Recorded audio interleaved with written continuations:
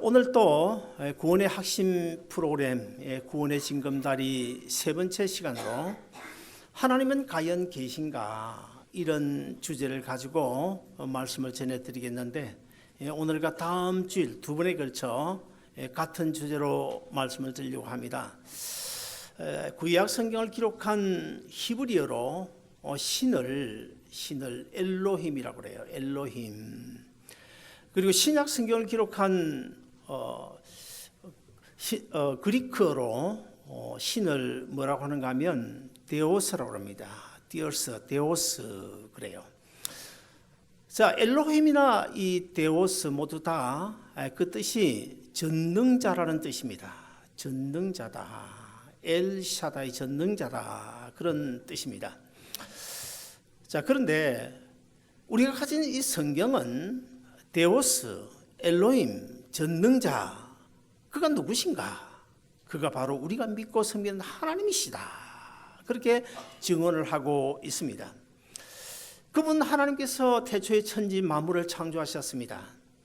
하나님께서 지금도 온 우주 만물을 다스리고 계시고, 결국 나중에는 이 세상을 심판하시기 위하여 자기 아들을 보내실 텐데, 결국 이 세상을 심판하실 분은 그분 하나님이시다.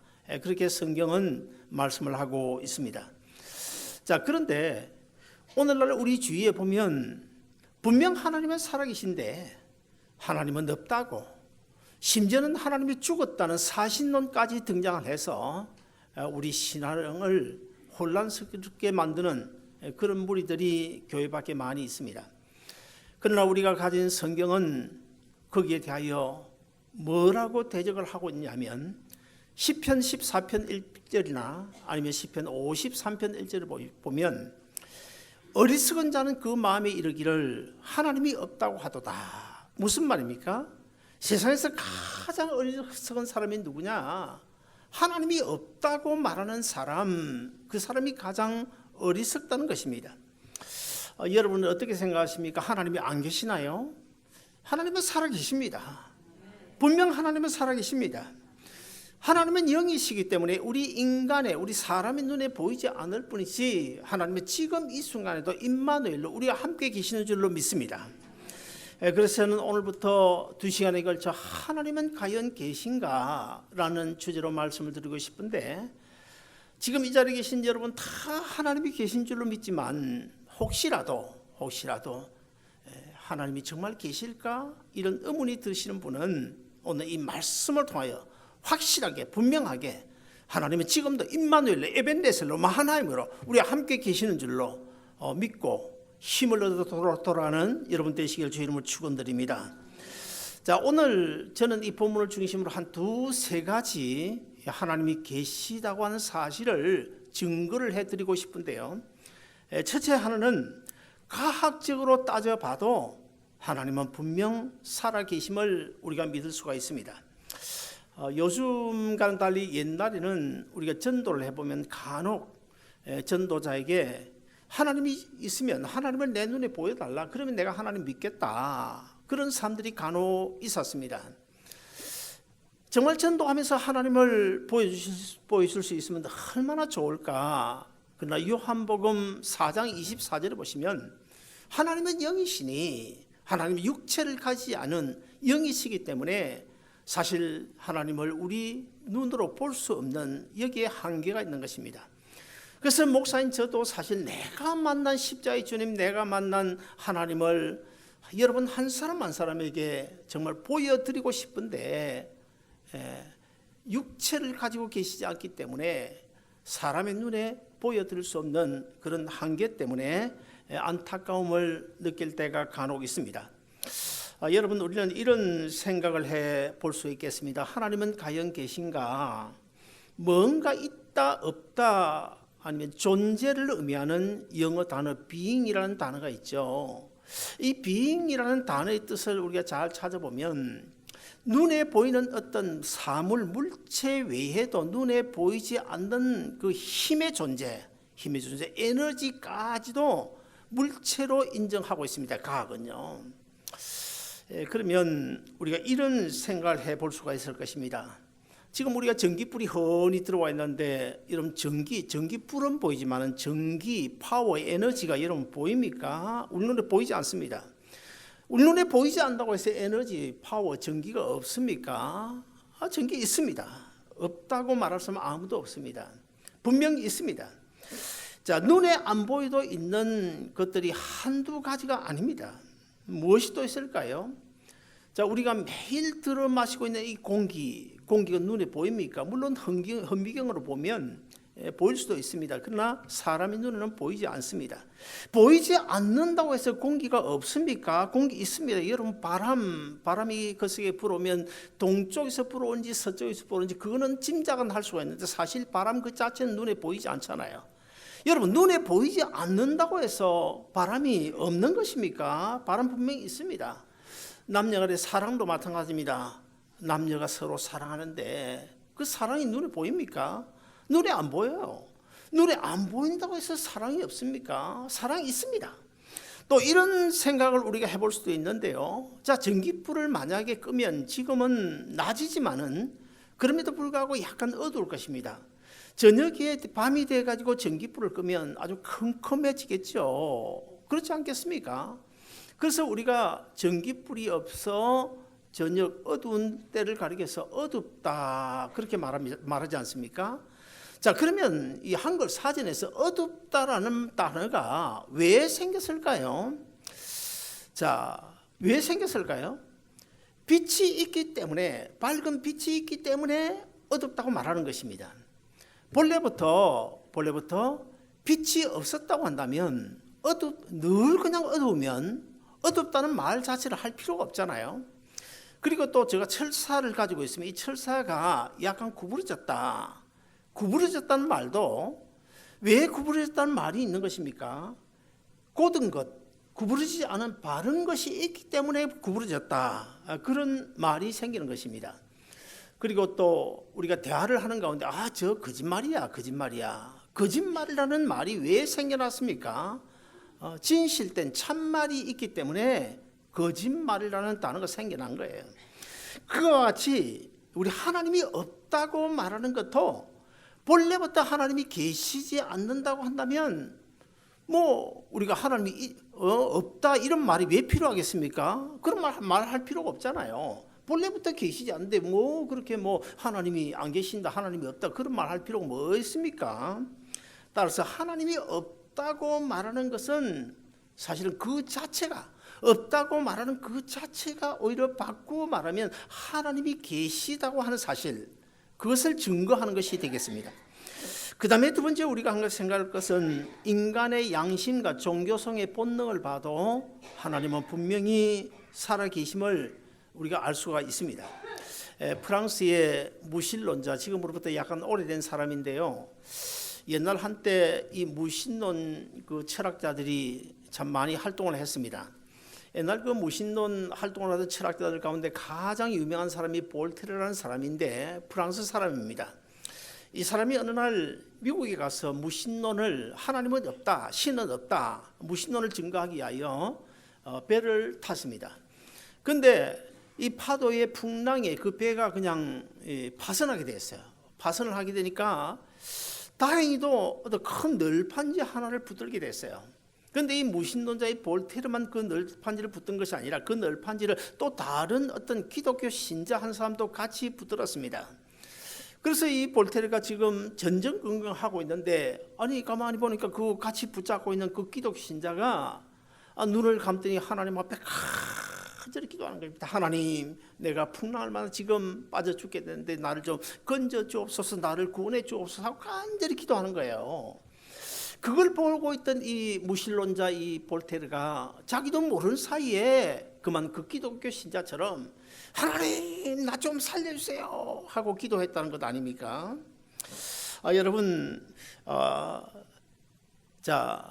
그 사건은 저는 이렇게 해석을 합니다. 어쩌면 하나님께서 이 볼테르에게 회개하고 무신론을 전파하던 그 자리에서 회개하고 하나님 앞에 돌아오게 한 어떤 그런 기회를 주신 것이 아닌가 그런 생각이 들어지는데요.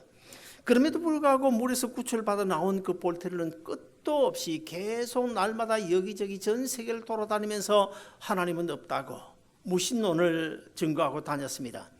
그러다가 1766년에는 이런 예언을 합니다. 어떤 예언을 하는가 하면 지금으로부터 100년 이내에는 아마 기독교가 이 땅에서, 이 지구상에서 아마 존재를 감추게 될 것이다, 사라지게 될 것이다, 이런 예언을 했습니다. 자, 그런 예언을 한 1766년 그 예언한 그날 밤에 바로 어떤 병이 왔는가 하면 정신병이 왔어요.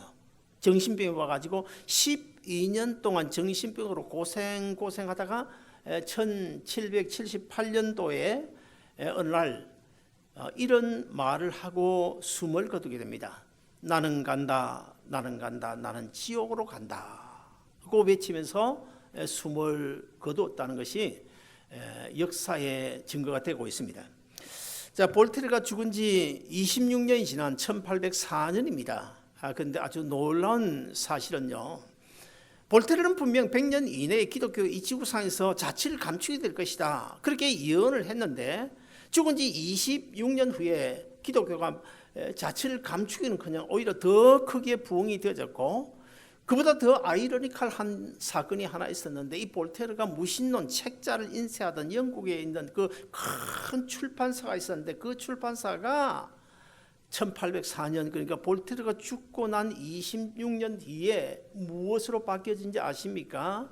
성경을 찍어내는 대형 성서 공예가 됐다는 사실, 정말 아이러니컬하지 않습니까? 자, 로마서 1장 19절 오늘 본문을 다시 한 번 더 읽어보시겠습니다. 다 같이 읽습니다. 시작. 이는 하나님을 알만한 것이 저희 속에 보임이라.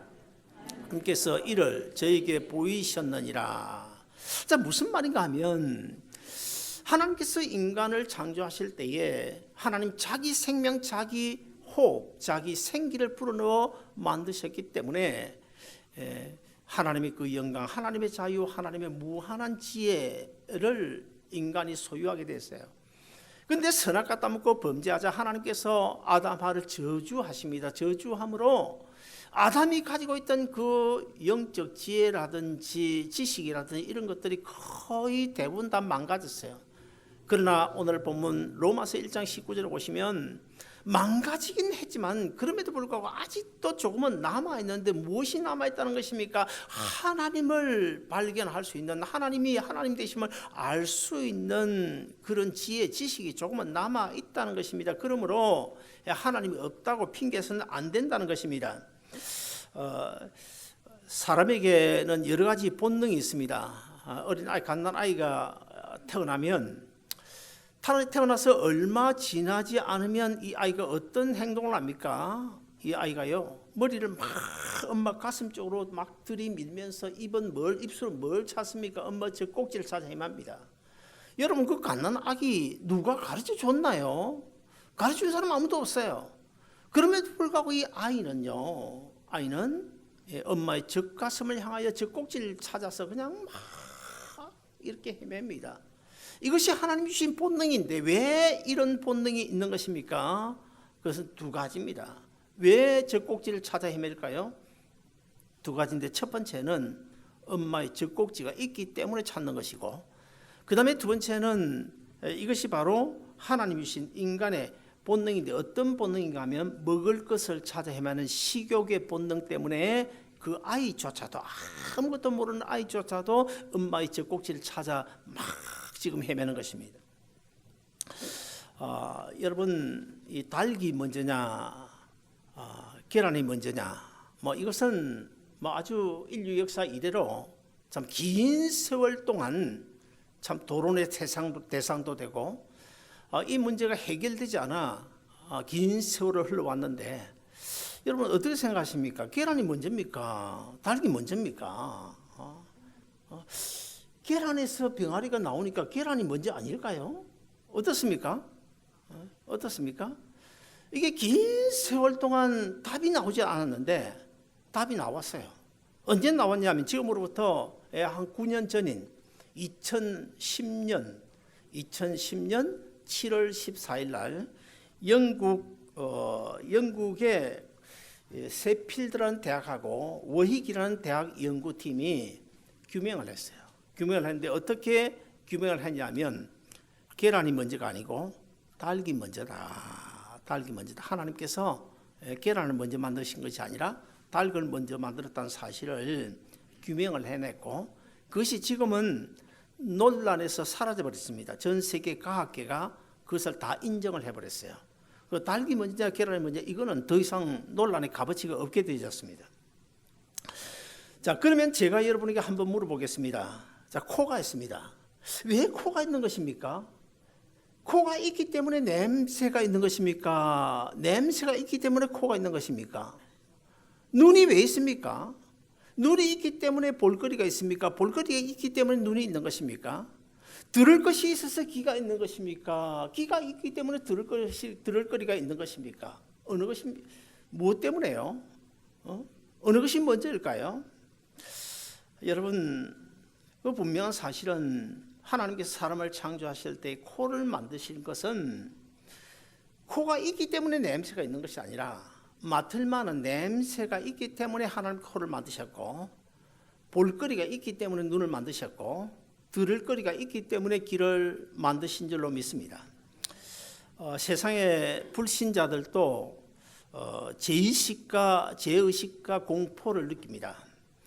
여러분 불교 신자들 우리가 한번 살펴보면 저는 불교 이제 스님도 만나보고 또 논문을 쓰면서 불교 서적도 한 5-6권을 봤는데 불교 신자들을 보면 어떤 급한 어려운 문제를 당하면 누구를 찾아야 됩니까? 우리는 누구 찾습니까? 우리는 주님, 우리는 하나님을 찾지 않습니까? 그러면 불교에서는 누구를 찾아야 됩니까? 부처님하고 찾아야 되잖아요. 그런데 나무아미 간세음보살하고 아무리 목탁을 두드리고 돌을 닦다가도 어떤 큰 위기, 큰 어려움을 처하면 부처를 찾지 않아요. 부처를 찾지 않고 누굴 찾습니까? 하나님 살려줘. 하나님 찾아요. 뭔가 이상하지 않습니까? 왜 하나님을 찾는 것입니까? 왜 하나님을 찾는 것입니까? 그 이유가 있습니다. 첫째는요, 하나님의 공의 앞에서 양심의 소리입니다. 양심의 본능이에요. 무슨 말인가 하면, 자, 하나님은 빛이죠. 그리고 우리 범죄한 인간은 어둠이죠. 어둠이 빛 앞에 가면 꼼짝을 못해요. 이실직고를 해야 됩니다. 이실직고 있는 그대로 이실직고를 할 수밖에 없습니다. 하나님은 의로우신 분이십니다.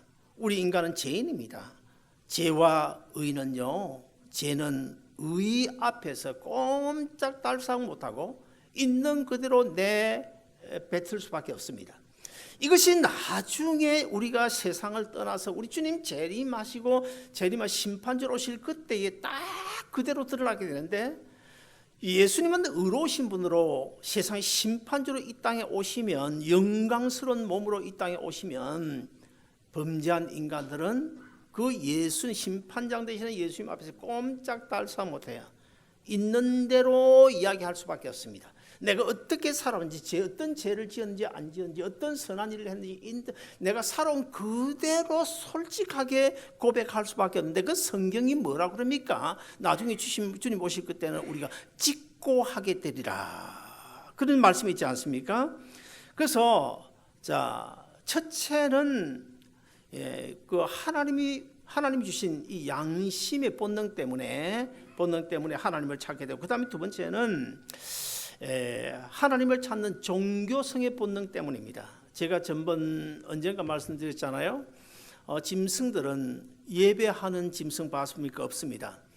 하나님을 찾지 못해도 우상 미신을 찾는 짐승 봤습니까? 없습니다. 그러나 사람은요, 아무리 저 아프리카 오지에 가더라도 하나님을 찾지 못해서 우상 미신 그런 것들이 하나님인 줄 알고 잘못 찾아서 그렇지 신을 찾는, 하나님을 찾는 본능이 있다는 거예요.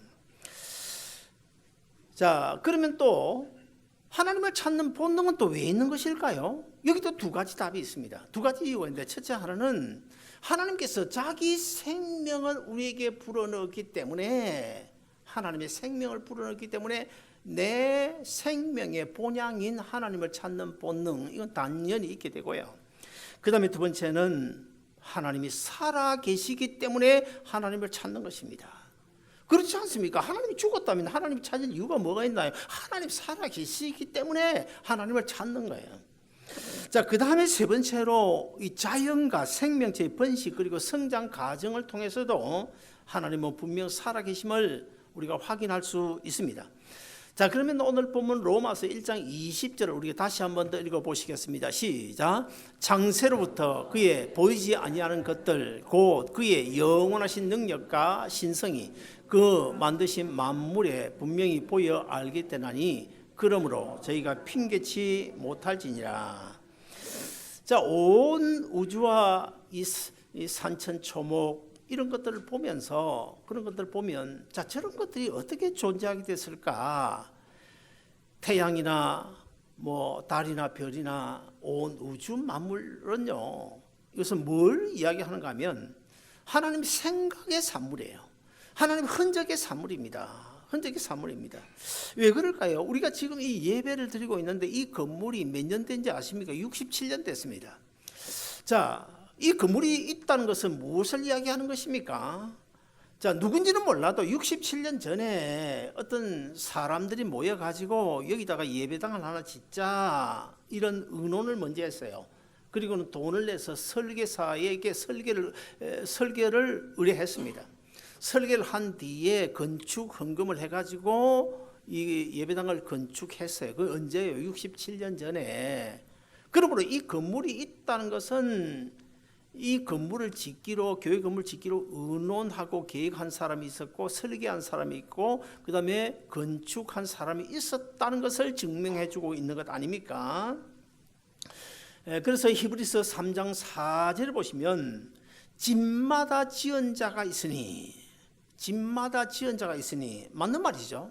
어떤 집이든 간에 지은 자가 있을 거 아닙니까? 그러면 자, 집마다 지은 자가 있으니 만물을 지으신 이는 하나님이시니라.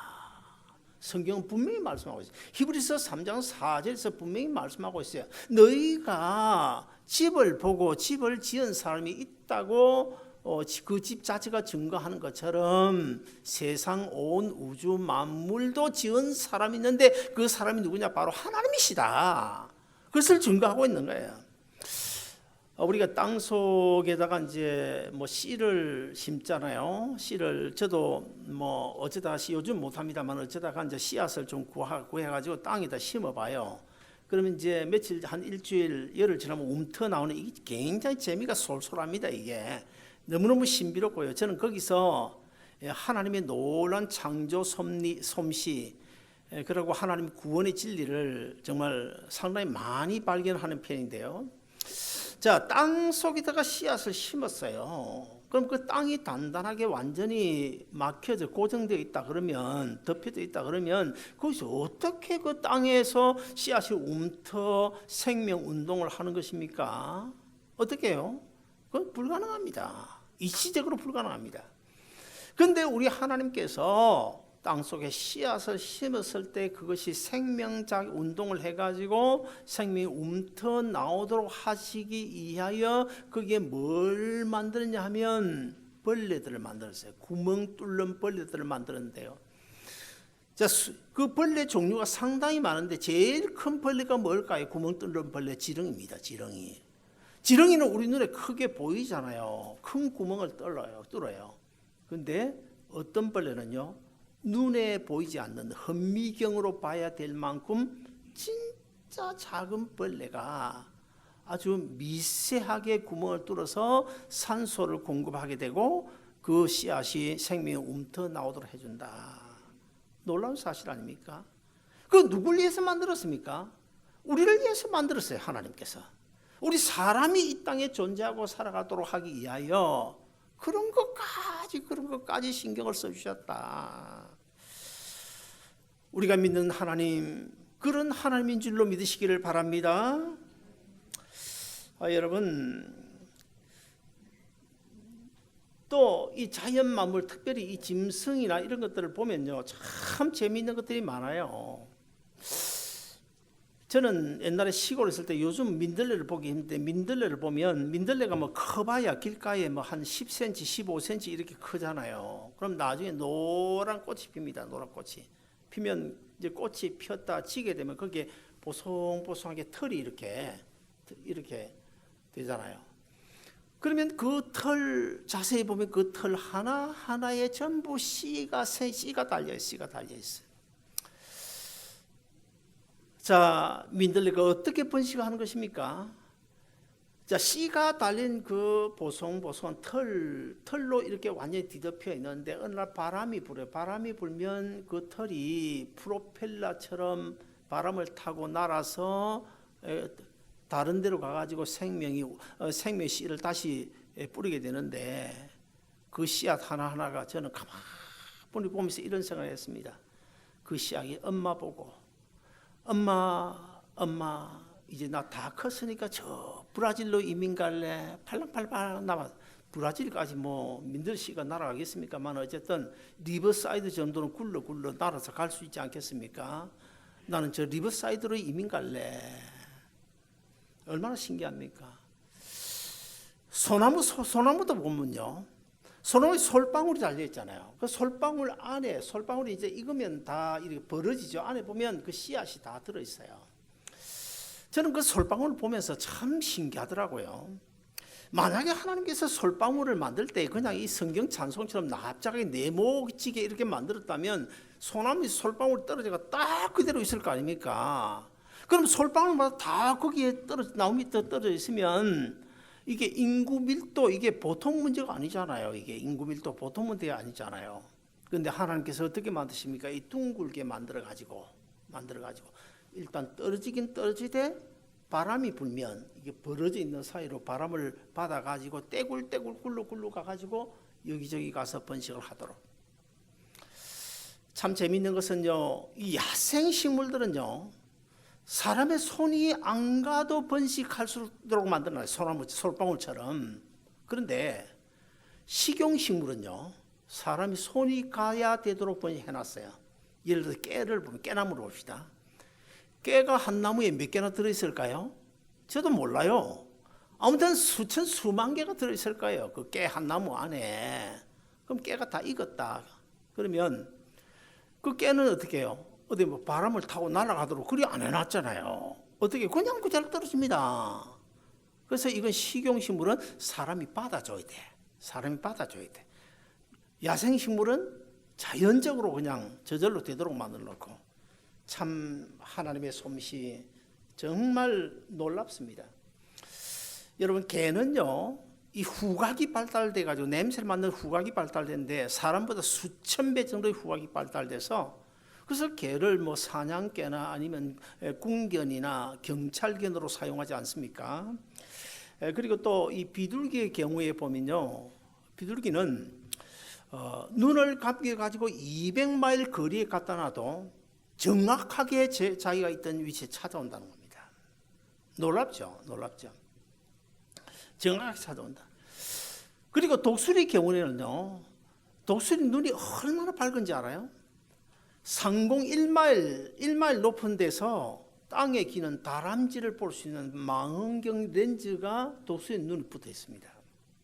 그리고 카나리아의 경우에는요, 일화탄소에 민감해가지고 요즘에 뭐 전부 전자식으로 하겠지만 옛날에 그 탄광에서는 전부 이 카나리아 쇠를 이용했어요. 일화탄소가 이렇게 나와 사람 어려움 처하면 이게 그 감지해서 사람 바깥에 알려주도록. 놀라운 일이죠. 더 재미있는 것은 나비입니다. 나비. 이 나비는요 2마일 밖에서 서로 암수가 교신을 할 수 있는 그런 기능을 가지고 있어요. 2마일이면 상당히 거리가 멀잖아요. 그래서 제 생각에는 이제 저 한남막에서 한 2마일 거리에 떨어져 있다, 집이 있다. 그러면 그 집에 사는 사람은 이 나비처럼 그런 기능을 하나님이 주셨다면 셀폰이 필요 없지 않겠나.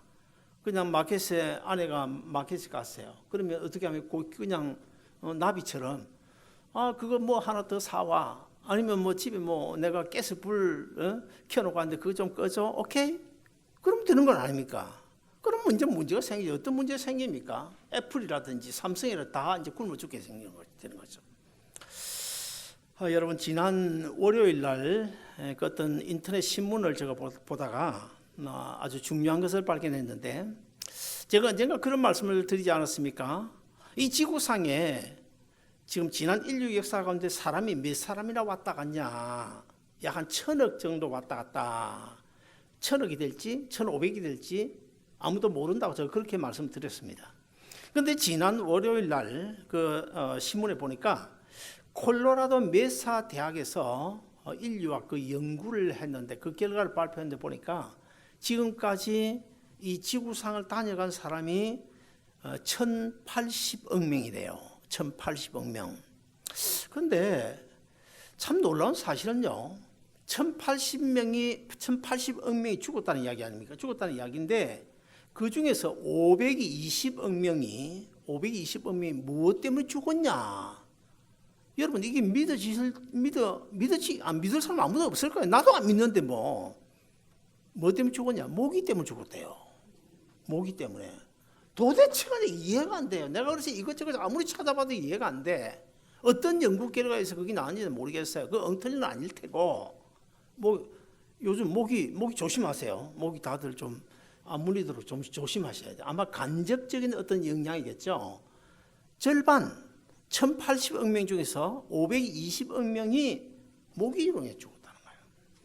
우리는 흔히 이런 말을 합니다. 약육강식의 원리라는 게 있잖아요. 그러니까 강한 짐승이 사자나 호랑이 같은 강한 짐승이 약한 짐승을 잡아먹고 약육강식의 원리라고 그러는데 만약의 경우에 약육강식의 원리대로 한다면 이 지구상에는 사자나 호랑이 같은 아주 강한 짐승만 남아 있어야 될 거야. 약한 짐승은 다 지금 사라졌어야 돼요. 이미 사라졌어야 돼요. 그럼에도 불구하고 오히려 강한 짐승이 오히려 더 멸종 위기에 있는 숫자가 줄어들어가고 있고 약한 것들이 오히려 더 지금 번식하고 있는데 이게 뭐 때문이냐? 하나님께서 그렇게 만드시다는 거예요. 강한 짐승은 번식력이 약하게 만들어놨고 약한 짐승은 번식력이 강하게 만들어놔서 그래서 그런 것들을 통하여 생태계가 유지되고 그 생태계가 유지됨으로 우리 사람들, 하나님의 자녀인 우리 사람들이 하나님의 형상대로 지음받은 우리 인간이 이 땅에 잘 살아갈 수 있도록 하나님께 그렇게 신경을 써주시다는 거예요. 그게 얼마나 놀라운 사실입니까? 신비롭죠. 그리고 하나님 은혜가 얼마나 감사합니까? 일하기 싫어하는 어떤 논팽이가 그 높은 언덕에 큰 밤나무가 하나 있는데 그 밤나무 밑에서 일도 안 가고 거기서 이제 낮잠을 자고 있는 거예요. 낮잠을 자고 있는데 가만 낮잠을 자고 보니까 큰 밤나무에 조그마한 밤송이가 좀 많이 달려 있는 거예요. 그런데 옆에 보니까 저 가느다란 그 호박줄기에 큰 호박이 달려 있는 것입니다. 그것을 보고 이 논팽이가 한 가지 이런 생각을 하게 됩니다. 아니, 이 다 하나님이 만드셨다고 그러는데 왜 하나님이 저렇게 만드셨을까? 저 큰 밤나무에 왜 저렇게 조그만 밤송이를 만들고 저 가느다란 호박줄기에 왜 저렇게 큰 호박을 만들었을까? 나 같으면 저 큰 밤나무에는 호박만한 밤송이를 만들고 그럼 가느다란 호박줄기에는 이 밤송이만한 호박을 만들지. 하나님 참 바보 멍청이야, 멍청이.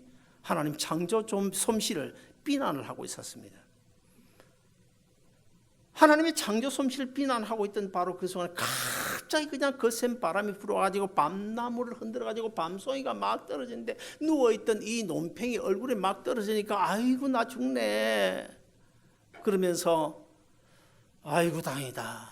하나님이 밤나무에 저 호박만한 밤송이를 따랐으면 나는 이미 죽었을 거야.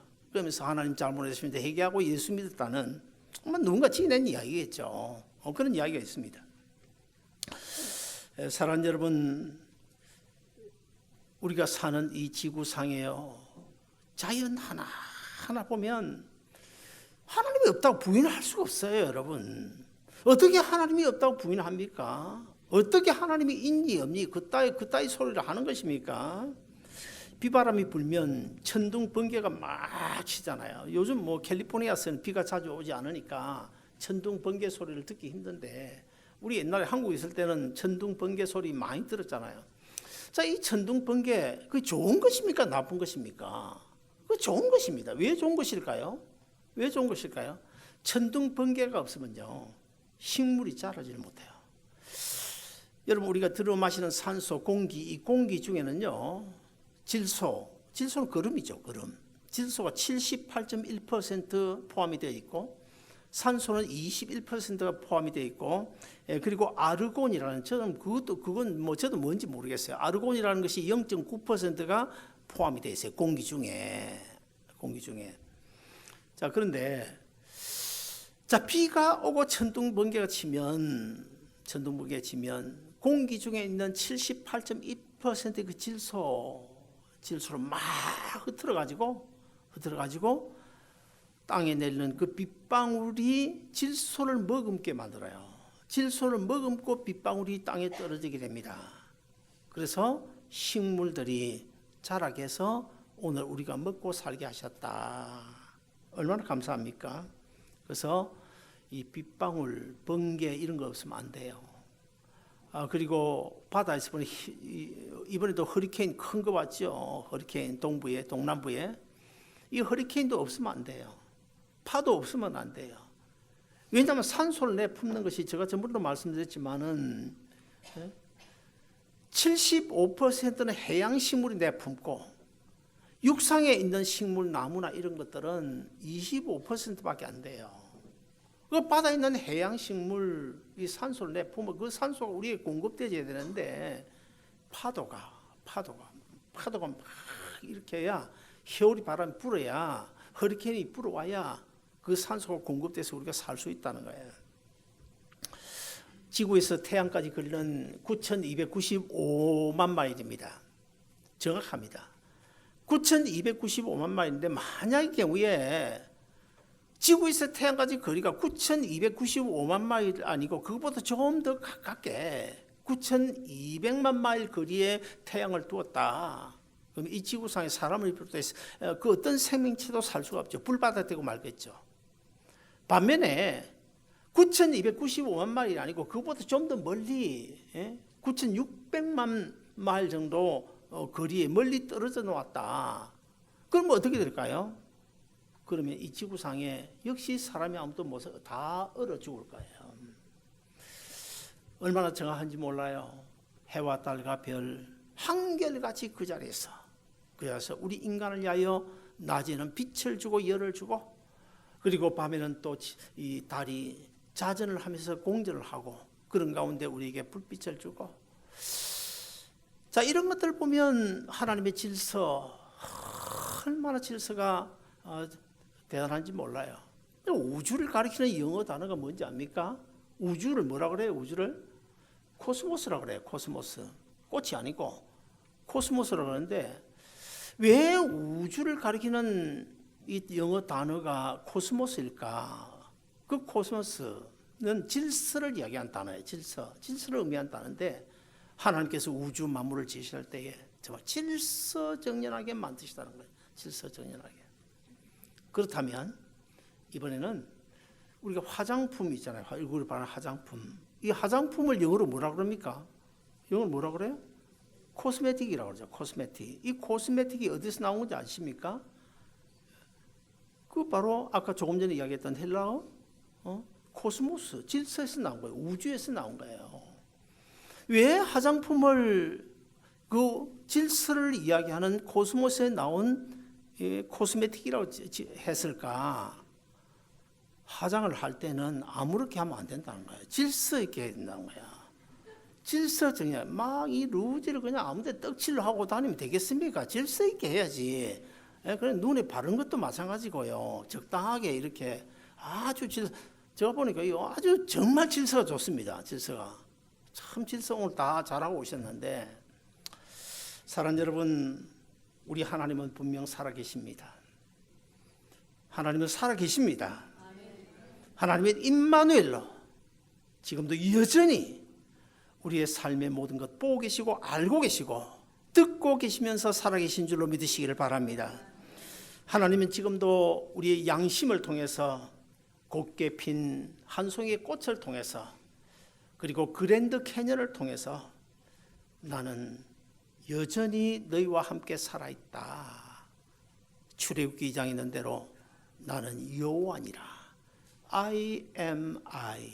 나는 나다. 라고 지금도 선언하고 계시는 그 하나님, 그 하나님이 우리 아버지시고 그 하나님의 아들 예수 그리스도가 십자가에 달려 죽으심으로 내가 죄에서 구원 얻고 영원한 생명 얻어 오늘 또 이 자리에 나와 하나님을 예배하게 되는 예배자의 특권을 얻었으니 얼마나 감사합니까? 아무쪼록 지금도 여전히 살아계신 그분 하나님을 여러분의 한 사람 한 사람의 아버지로 모시고 그분 하나님의 능력을 힘입어 믿음 가운데 승리하시기를 주의 이름으로 축원드립니다. 기도하겠습니다.